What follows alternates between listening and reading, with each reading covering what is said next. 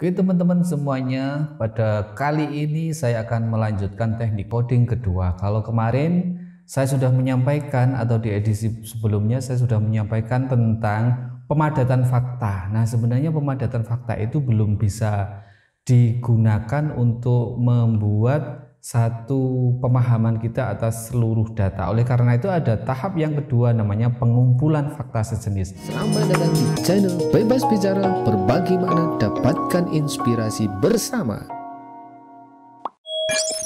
Nah, pengumpulan fakta sejenis itu adalah satu kulaan kita dari sekian fakta yang ada, lalu kita kumpulkan menjadi satu keranjang gitu. Jadi kalau kita belanja itu sudah mulai sistematis. Satu keranjang ini nanti akan isinya satu buah, misalnya satu buah saja. Nah, keranjang fakta sejenis itu berguna untuk mengumpulkan fakta-fakta itu menjadi yang homogen gitu, sehingga apa yang kita dapatkan itu menjadi semakin terperinci. Oleh karena itu kita di dalam pengumpulan fakta sejenis atau keranjang fakta sejenis ini, kita juga akan lebih mudah membantu kita untuk membuat kesimpulan psikologis yang membutuhkan fakta yang kokoh dan bisa dipertanggungjawabkan secara objektif. Jadi kalau kita itu sudah memiliki fakta yang banyak, maka itu objektivitasnya terpenuhi. Ini kan biasanya kritik dari penelitian kualitatif, faktanya dianggap spekulatif. Maka kalau teman-teman berusaha untuk menghindari spekulasi itu, maka seharusnya Anda harus menggunakan ini keranjang fakta sejenis atau melakukan pengumpulan fakta sejenis. Nah, apa pengumpulan fakta atau pembuatan keranjang fakta sejenis itu? Agar hubungan antar fakta yang berdekatan menunjukkan keajegan gejala psikologis. Nah, ini seperti triangulasi. Jadi satu data itu nanti akan didukung oleh data yang lain sehingga nanti saling menguatkan. Nah, ini akan menjadi ajeg gitu loh. Jadi kita semakin yakin bahwa oh ini sebenarnya adalah peristiwa yang memang terdukung oleh fakta gitu, sehingga kesimpulan kita menjadi kesimpulan yang konsisten gitu atau ajeg gitu. Nah, yang terakhir, mengapa kita harus menggunakan keranjang fakta sejenis itu atau pengumpulan fakta sejenis, yakni mengetahui kedalaman, keunikan dan pemaknaan yang holistik gitu. Kalau kita sudah memiliki sekumpulan fakta, maka kita akan bisa menguji gitu. Oh, ini ternyata faktanya sudah oke sih, sudah bagus dan ini dalam. Dan kemudian ketika kita lihat itu keunikannya nampak gitu loh. Jadi keunikan ini yang kemudian akan disajikan di pengumpulan fakta sejenis itu atau keranjang fakta sejenis itu. Nah, inilah yang perlu Anda ketahui. Lalu kalau kita sudah memahami kebutuhan dari pengumpulan fakta sejenis itu, maka kita kemarin latihan membuat pemadatan fakta. Nah, pemadatan fakta itu kan sangat beragam gitu ya. Nah, ini saya tunjukkan contoh saja teknik pemadatan fakta yang sudah dilakukan, tetapi fakta yang ada di situ ada berangkat ke pondok pesantren, istighfar, A1, A13, A14, A15, A16 dan A17, 8, 9, 10, 11 dan mungkin 200 sampai ribuan. Itu kan acak banget, tumpang tindih. Karena apa? Kita di tahap yang lalu itu masih memadatan fakta saja agar ketemu fakta psikologisnya.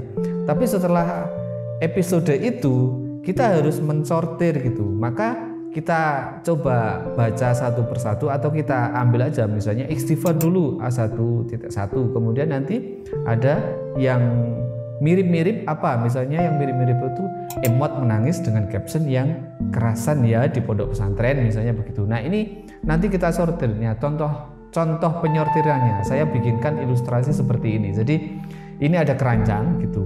Nah, A1 itu adalah istighfar ya. Istighfar itu kita ambil dari tabel pemadatan fakta. Jadi kita sudah punya tabel pemadatan fakta yang itu kita buat dari data-data yang cukup beragam. Ada wawancara mungkin, ada observasi. Kalau data ini adalah data dari status WA. Nah, misalnya A.1 kemudian kita masukkan ke keranjang. Nah, kemudian ada emot menangis dengan caption yang kerasan ya di pondok le. Nah, itu diambil dari mana? Diambil dari A1.4. Berarti ini adalah A1, fakta A1, pemadatan fakta dari A1.4. Nah, ada di situ A1.4. Nah, itu kita ambil. Nah, kemudian mengupload A1.3 itu tidak kita ambil. Mengapa? Karena ini tidak sejenis. Jadi ini persoalannya adalah pacaran sejenis. Jadi ini harus sejenis dikumpulkan biar ini homogen. Kalau nanti kita homogen berarti kita mendapatkan yang homogen, berarti kita akan lebih mudah gitu, lebih mudah untuk memaknai nantinya. Nah, kira-kira A1.5 itu sama enggak? Kalau enggak sama kayaknya kita tinggal dulu lah, nanti kita carikan temennya.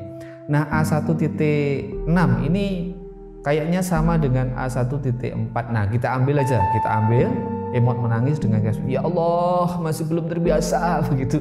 Nah, kita ambil, kita masukkan keranjang fakta. Atau kita ibaratnya itu kita membawa satu keranjang dulu, kita mau ambil fakta sejenis yang apa. Nah, kebetulan kita dalam contoh ini mendapatkan berapa ini? 1, 2, 3, 4 fakta. Kira-kira kita anggap cukup aja, ini bisa nanti 6, 7, tergantung pada fakta yang kita temukan. Nah, kalau sudah demikian, biar lebih mudah, kita ambil kata kuncinya. Kalau istighfar itu kan mesti kata kuncinya istighfar gitu ya. Kemudian emot menangis dengan caption, emot menangis dengan caption yang kerasan ya di pondok leh. Nah, ini kata kuncinya apa? Jadi kata kuncinya ini adalah menangis dengan nasihat. Loh, kok beda Pak Mahfur? Nah, ini kan istilahnya yang kerasan ya di pondok itu kan sebuah nasihat ya, sebuah pesan. Kemudian menangis kita ambil. Jadi kata kunci aja, kata kunci aja. Mengapa ini kita lakukan? Agar lebih mudah kita nanti untuk membuat analisis, membuat subkategori. Nah, yang berikutnya kita ambil kata kuncinya ya. Kata kunci itu ya kita ambil dari fakta yang sudah kita padatkan yang ada di sini ini. Tadi kita sudah dapat A1.6, fakta A1.6, berarti emot menangis dengan caption ya Allah masih belum terbiasa. Nah, kata kuncinya adalah menangis dengan menyebut ya Allah atau menangis gitu. Atau ya ini sebenarnya lebih kepada skill seorang peneliti ya. Tapi ini agak mudah. Jadi kata kuncinya apa? Kalau kalimatnya atau kalimat faktanya itu lebih jelas, itu akan lebih mudah. Atau ini bisa menangis lah ya. Sementara bumbunya ya Allah itu adalah ekspresi dari menangis. Nah, kalau sudah seperti itu,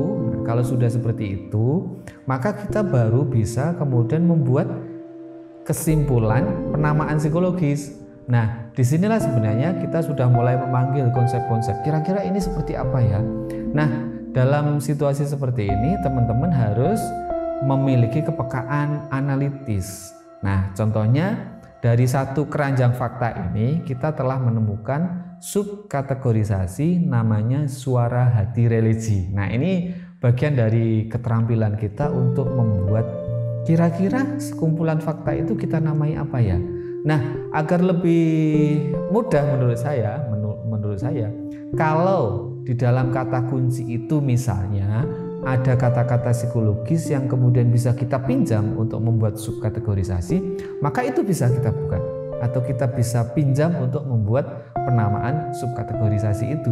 Nah, inilah teman-teman, kalau sudah seperti ini nanti Anda akan punya keranjang-keranjang yang banyak, tetapi keranjangnya sudah sesuai dengan kumpulan fakta dan kemudian kita namai misalnya suara hati religi sebagai mana kita sebut sebagai subkategori. Nanti ada subkategori misalnya bukan suara hati religi tapi ada yang lainnya, itu tergantung lah, nanti akan banyak keranjang-keranjang. Kalau tadi pemadatan fakta yang banyak, yang ratusan mungkin ribuan, nanti ini juga bisa suara hati religi, kemudian subkategori yang lain, itu juga banyak. Tapi sudah sistematis, kita sudah punya penamaan terhadap sekumpulan fakta sejenis itu, atau saya sebut sebagai mana ilustrasi ini adalah keranjang fakta sejenis. Nah, kalau sudah seperti ini kita bisa terjemahkan nanti ke ini ya, kita terjemahkan ke atau kita pindah ke tabel, atau ini hanya ilustrasi sementara teman-teman bisa langsung menggunakan tabel seperti ini. Jadi ini adalah hasil dari keranjang fakta sejenis itu atau pengumpulan fakta sejenis, maka ini kan sudah sistematis. Nah, ada A1 istighfar, kemudian A.2, A1.4 itu begitu, A1.6 begitu, kemudian ada kategorinya, dan kemudian sudah ada namanya subkategorisasi. Nah, kita nanti kalau bikin tabel, nah enaknya itu bikin tabel. Kalau yang keranjang fakta sejenis ini hanya ilustrasi untuk memudahkan saya, tapi kalau nanti sudah bekerja lebih cepatnya menggunakan ini ya, lebih cepatnya menggunakan tabel saja. Nah, nanti kita bikin dulu, ini langkah kedua ya. Subkategori 1 kita sudah nemu, subkategori 2 nanti kita nemu, subkategori 3 nanti kita nemu, dan lain sebagainya. Jadi itulah yang kemudian akan kita lakukan mengapa kita butuh keranjang fakta sejenis dalam rangka mengumpulkan fakta sejenis untuk mendapatkan sub-sub penamaan kategori yang cukup banyak, yang nanti kita akan terbantu untuk membuat fokus riset kita atau temuan penelitian kita nanti seperti apa. Disinilah kemudian analisis data kualitatif terbimbing secara grounded atau secara emik gitu. Jadi ini lebih tepat saya menggunakan pendekatan grounded yang sebenarnya secara umum bisa diterapkan pada penelitian atau pada pemahaman penelitian kualitatif secara umum. So, semoga Anda bisa memahami ini sebagai suatu keterampilan yang penting di dalam membangun analisis data kualitatif. Channel Bebas Bicara, berbagi makna, dapatkan inspirasi bersama.